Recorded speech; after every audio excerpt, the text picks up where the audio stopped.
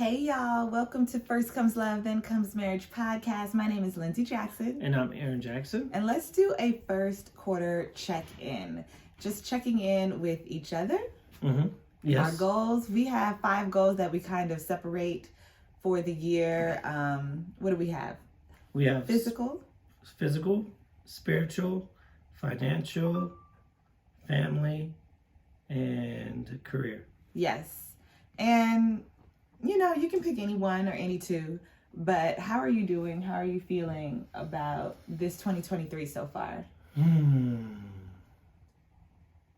Yes. Yes. So let's start with my word. My word is self-discipline. And how am I feeling about it? I'm feeling pretty good. I'm reading some more books and I am focusing more on whatever I have to do. So if it's I have to work out, then I need to focus on things to set me up for success. That means setting a time aside to work out, getting my clothes ready to work out, having a workout ready so I'm not searching for it on my phone, doing yoga. I just got some dumbbells for Valentine's Day thanks to my wife. And so just setting myself up for success is really helpful in my discipline. I feel like self-discipline helps a lot when there is planning involved. Planning is very important, and so I've been trying to plan things out more because the spontaneity of life kind of gets me into chaos and gets me not to work out, not to read books and stuff like that. I'm like, I don't have time. But if I plan it, then I'm very intentional and I could do what needs to be done. So how is your word working out? I think it's working out well. It is challenging. What's your word? And my word is calmness. Mm-hmm. It's definitely challenging because it's something that is not natural for me, I think. And I challenge myself because I know that within the challenge comes growth. And so like with patience was always like a big thing for me. I wanted to graduate college early. So I was like, I'm going to take a whole bunch of classes and I'm going to graduate 3 years and I'm going to get hurried up and get right to my career. And it was like, I prayed for patience. And when you pray for patience, God is going to give you things that test your patience so it can grow. And so like with this calmness, sometimes when you were talking about chaos, I'm like, it will be chaotic. We will have a lot going on with, the family and the kids and my life and my goals. And so it's challenging, but it's been good. I think the main thing that I think about this first quarter and how it's been going is that I have to push myself. I think that when I was younger, I pushed myself a lot. I pushed myself to get to where I am in my career, and it has worked for me. And so then I got to a point where I was like, man, I really don't want to push anymore. I'm tired and I want to take a break and I want to go on vacation. And that's good. That's all, well said.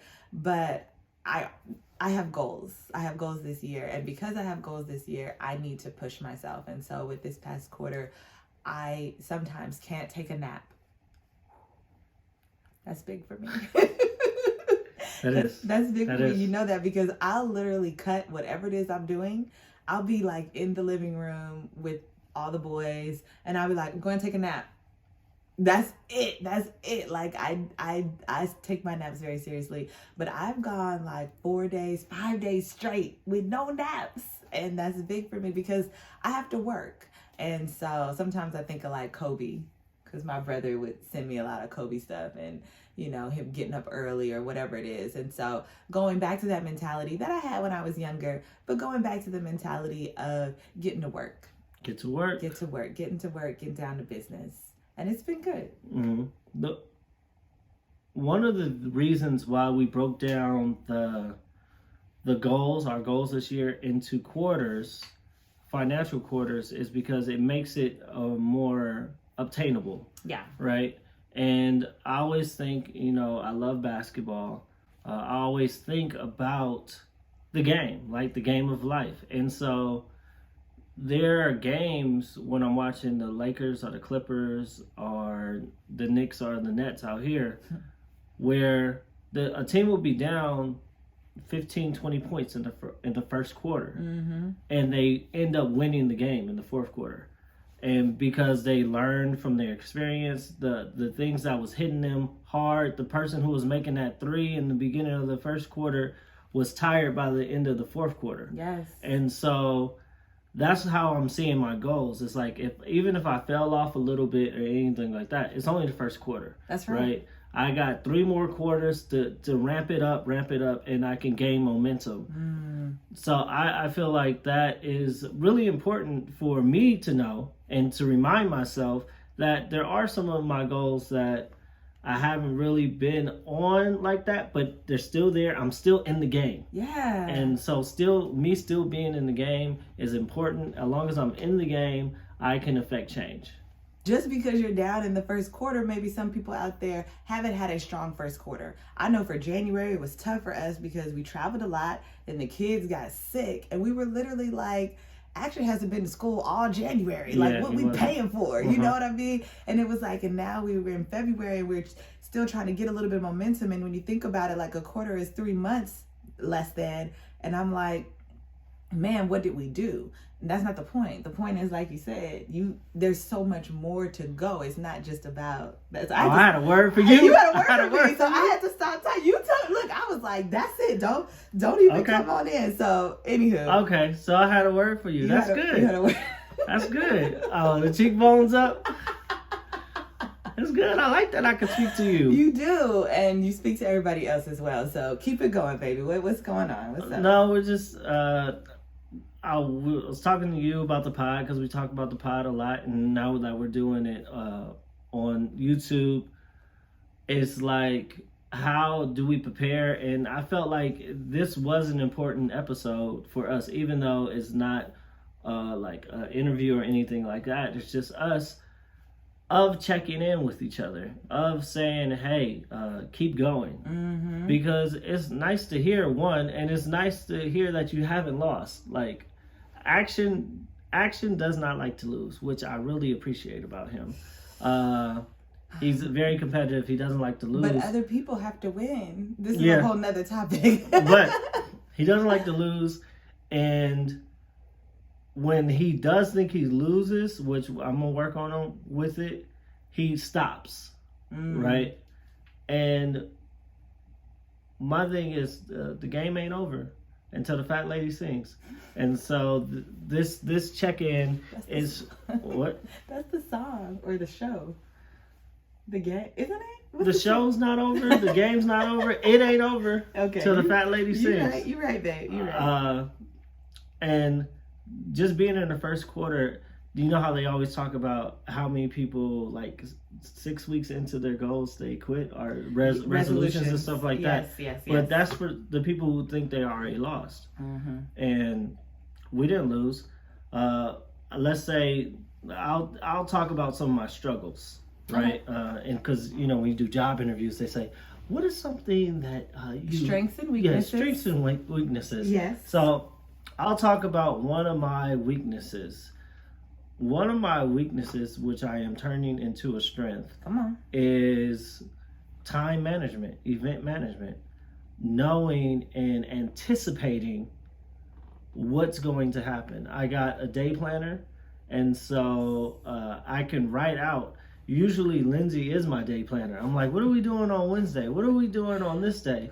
And now I need to be conscious of that. And it's a weak part, so I'm working on it. And another thing that I'm working on that is weak, that I used to be so strong at, and I don't know how I lost it, but I want to regain it. I used to write a lot. Yes. I wrote all the time, even as like the most simple things. And I'm getting back to it. And it's so, I'm a person who likes to write. I write like little stories to myself. I write stories to the boys. I write to-do lists. I just write ideas in my head. I write all the time. And so me getting back to that is helping me form my ideas a little bit more. Those are two things that were my weaknesses that I'm turning into strengths in this first quarter. That's going to help me with the rest of my goals. What you got? Weaknesses.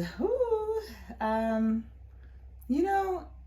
think that I could be a little bit more diligent about who I give my time to. So speaking of time management, I have so many areas in my life, and I've talked about this before, and I'm like, if I knew how much work I do, if I sat down and thought about it, I feel like I would be overwhelmed. Like yesterday, I was leaving work, going down the stairs, and I got a text from somebody like, hey, I need you to shorten your bio. We try to fit it in between these squares. And I was like, okay, so I'm writing a bio as I'm walking to another event after I get off of work, which is already 10:30 at night, to come home to edit content for the podcast to go up on Friday. And I was like, whoa. Because the reality is I don't need to be busy. And so I have, like you said, like, we've set up our goals. We've set them up into 5 different categories and 4 different quarters. And I wrote them down and I take them with me everywhere. Like, they're in my bag always because, I actually need the reminder. I have a day planner. I have a year planner that I write down weekly things just all the time. And it's been very helpful. But another place that I can work on is saying no. And this is new for me because I'm the type of person that says yes because I want to help. And most of the time I think, like, how can I be helpful? How can I be of help? Well, I can be of help just by, if I have an expertise, then let me say yes to it. But that division of my time is not serving me in the long run. And so just in this first quarter, recognizing that I've committed to things, right? And I've committed to things that I'm like, will I even be around for that event? Like, one event is Juneteenth, which is your birthday weekend, that I'm like, wait a second. Oh, you just, yeah. Why did I say, what's happening? So that might be a weakness now that we're talking about it. Just me overcommitting from a good intent, from a good heart, from a good place, but really it's not serving me, and therefore it's not helpful. It's not giving. It's not giving. So, second quarter, just reevaluating all of my time and placing it, like you said, time management, placing it in the right place. Reclaiming your time. I am.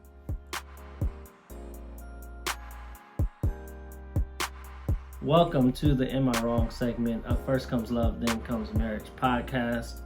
This is the part of the show where I give you a situation that happened and you tell me if I'm wrong or if Lindsay's wrong. So it was a Saturday and I was with the boys all day. And so Lindsay was at work. She works Lion King on Broadway. She was gone. It was really cold on this Saturday. It was like 15 degrees or something like that, freezing cold. Yeah. And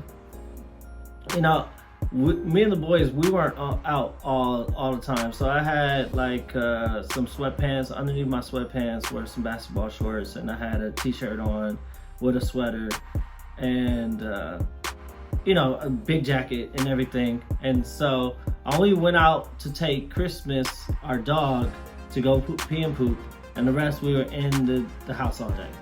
Lindsay gets home at late at night. She gets in the bed. She gets ready to bed. I still have on the shirt and the basketball shorts that I wore that day. And Lindsay tells me that I brought outside clothes into the bed. And I was like, well, they was underneath my pants, and I had jackets on and everything, so it wasn't really like I was outside. These aren't like outside clothes on the bed. It's like almost outside clothes in the bed. So am I wrong? Should I have not tried to sleep in my basketball shorts and my shirt, even though I wore it the day? Okay.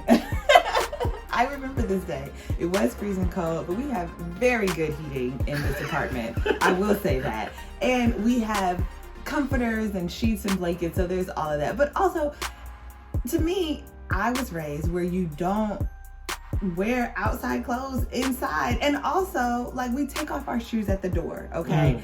And he has a drawer full of pajamas. So that, like, it's so crazy to me because it's like, why have pajamas? I was tired because I was with the boys all day. Keep going. That's fine. When I come in the house, I actually get completely naked. Like, I take off all my clothes. Okay. I'm going to edit that out. No. I don't want no guys getting no idea. Okay, but I'm just saying, I get off all of my outside clothes, probably because I'm on the train, and I put on clothes. Like, thank God we have enough clothes. So I'm thinking when I get into bed that he's going to have on some sort of pajamas.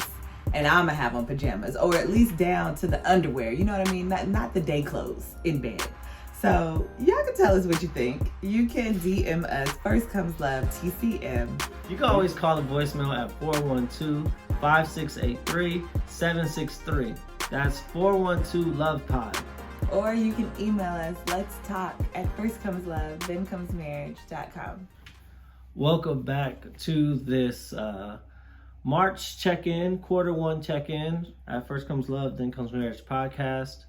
So I wanted to we're talking about goals, we're talking about checking in with each other, but the reason we have goals is for the longevity of it, right? Mm-hmm. And how do people remember you? What is your legacy? And you want to tell the funny story that got me thinking about this? No. About your friend? So your friend was talking to you. This is what you told me. Your friend was talking to you. Oh, yes. Oh, recently. Yeah. Okay, I'll tell it. So this is what happened.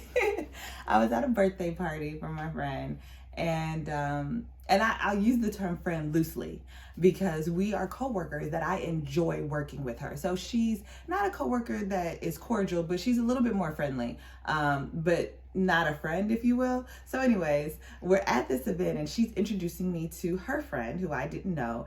And they're talking about somebody that we all know.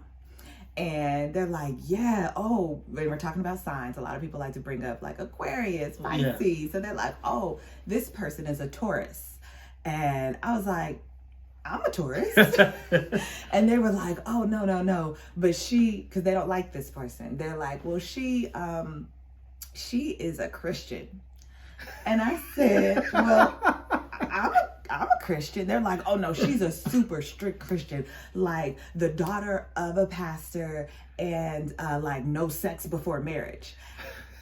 And I came back home and I told Aaron this story because at that point I just tapped out of that conversation because number one, I like this person. They knew that. But I was like, we're very similar. You're saying things about me. And I was like, I guess you just don't know me. All that you know is that you enjoy working with me as well. And so that got us to this conversation where it's like, what do people know about you, right? Like, what do people know about you? And that's really funny. Even when I tell the story, I'm like, they didn't know nothing about me. Amen. Oh my goodness. And I told you, it reminds me of the scene in Lion King when they're talking about how lions are horrible, and then Scar comes in. The hyenas talking about how lions are horrible. Yes. And then Scar comes in, and they're like, "Oh, not you, Scar! Like you ain't a lion. Yeah, you like one of us." And he's like, "No, I am a lion. You guys should be afraid." But yeah. Okay. Yeah. So I guess the question for a two-part question: what do you want people to think about you, and what do you think people think about you? Right. Ooh. Okay. Let's just do one or two things. You don't have to go like, because there's a lot of things I want people to think about me. Right. Look, now, what do people think about me?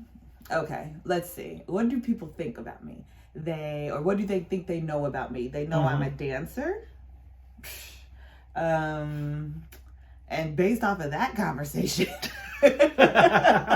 I mean, it might end there. They know I'm a dancer, and they know, they probably are like, she's fun, She likes to laugh and smile, those sort of just very surface level information that you get just by looking at me. They know that I'm a Black woman, like. Oh yeah, you're doing police descriptions, right? Because that's when I think about it, I was like, wow, they didn't know me at all. Mm-hmm. And so when I think about what I hope people know about me, I hope that they know that I'm a Christian, that I have a relationship with God that is rooted in the Word. Like, I would hope that they know that about me. I don't know, maybe people who used to know me know that, but the people who just now met me don't know that, because I don't know. But now I'm like, let me see what am I presenting? I think people know that I am a wife and a mother. Like, that's huge. Most of the time they're gonna know that because I put that at the forefront of my priorities. So whether you know me from work or outside of work, I let you know if I can't come to this function because my son's birthday is on Wednesday, or whatever the case may be. That I am a wife and I have kids. But what I want them to know about me is that I am loved and I'm in a loving relationship, and that I am happily married, and that I am striving to be a good mother all the time. Like, I'm doing for my kids so that they can have the best outcome in life. That's a good point. Yeah. So I don't know. It's interesting because I'm also guarded now. I feel like I'm a little bit more guarded than I used to be. I used to be very forthcoming and overly shared of everything. And because of trauma and because of healing, I have guarded myself off. And so then, you are kind of getting a surface information from me, but I'm coming back to opening back up. Okay. Yeah, I would protect myself, right? Knowing that, things happen and some people can't be trusted with my vulnerability. So I guess for me, what do people know about me? First things first, they always know that I'm married and I have kids. Yeah. I talk about you and the boys so much. It's I put it in conversation. I professionally, some single girls be acting like they have a boyfriend, and they say it on the slide when they flirting with somebody else and they say they have a boyfriend. I can mention you or my kids out of any conversation. It's really amazing. We're talking about margaritas. We're talking about margaritas. Yes. I could talk about how on our 1-year anniversary we went to Mexico and we had a margarita and stuff like that. Or how a margarita sounds like a Spanish word, and how my son likes to say hola to people he thinks is Spanish. Things like that. And I'm like, action, you need to watch out. Because sometimes he just be saying hola. It'll be somebody who's like Korean or something. He'll be like, hola. And I'm like, what? Everything is Spanish. Yeah. So so people know that I'm a father and a husband. That's one thing that I believe people know about me. Another thing that I guess people know about me is that no, actually, I would think that people think that I'm I'm an easygoing person. Yeah. But when people outside of my friends, they think that I am a serious person when they first meet me. It's true. Yeah. The same friend who came over and met you for the first time, what was the term she used? Remember? She said you're intense. Oh, intense, yeah. She said, and I was like, Aaron? Wow, for anybody who listens to this podcast that actually does know Aaron, especially your friends, I'm thinking about Ebony and other people that I'm like, they'd be like, intense? Yeah. That is not an adjective that I would describe to you at all. So I wonder what you were giving off. I don't know what I give off. Usually when I'm meeting somebody, I am thinking of a joke. Like, I am always, and I'm like, okay, you can't say that. My filter, at 35, my filter has gotten way better than it used to be. Yes. Even like 3 years ago. But sometimes I'm quiet because I just don't want to get in trouble for being inappropriate. Like, so people might think I'm quiet. But if you see me in at least maybe 3 or 4 settings, I feel like people are going to say I have a lot of energy. That is the one thing I feel like most of my friends would say, co-workers would say. They was like, he has a lot of energy. Yeah. Just funny because if you seen, like I said, I'm professional at bringing my boys into a conversation. If you see my 2 boys, they are filled with my energy. They do not stop. And sometimes I feel bad for my mom. So, Mom, I'm sorry. Like, I don't know. You gave it to me. So those are a couple things that people, I feel like people would think of me. But what do I want my legacy to be? What do I want people to think of me? Yeah. I want people to say that I was somehow impactful and helpful. Very kind person. These are things that I strive to be. I really want to be known as a good person morally. I want people to know about my faith and how my faith drives my decisions. My faith in Jesus Christ, to be more specific. And so that's what I want, and that's how my faith in God, my faith in Jesus, drives my decision, drives my goal, drives my desires, my passions to make these decisions in my life. And we're going back to goals. It helps with my goals because I know, like, these goals that I chose in the beginning of January, late December, are the goals that when they're completed, they're going to effectively help me leave my legacy. And so that's what I think about when I write goals. And since we're 1 month in, and when I continue, I know that the end goal is to leave a great legacy and knowing what I want people to think of me. Yeah. You want to end the episode? Already? Yeah. Okay.